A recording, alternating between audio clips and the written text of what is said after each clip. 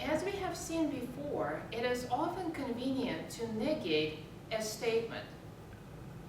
Think about a proof by contrapositive. A implies B. You can switch A and B around and come up with a contrapositive by saying not B implies not A. But what if a statement we're trying to negate has an and or an or in it? Let's take a look at an everyday kind of example to get us started on the mathematics. Suppose you have a factory with 3 different components. We'll call them A, B, and C. So you have A, B, and C. And if all of them are running, the factory is working, and all of them are required for the factory to work. In other words, what we're going to do is we'll say that it takes A and B and C for the factory to be working.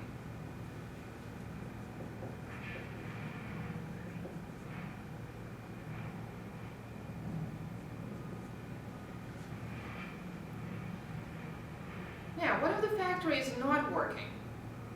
What do we conclude from that? This means that the factory is working.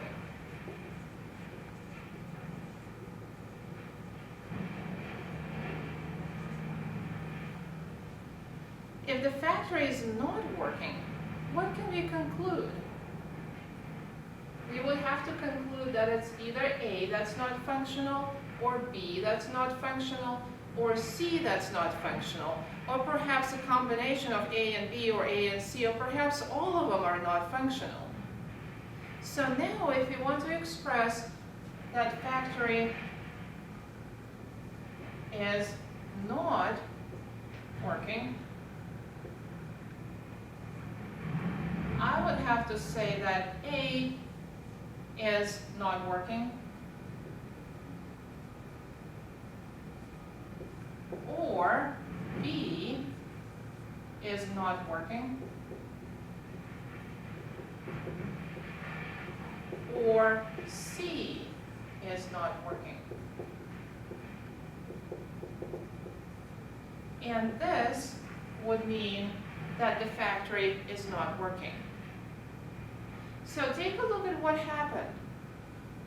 We're taking the opposite of the factory is working. So now the factory is not working.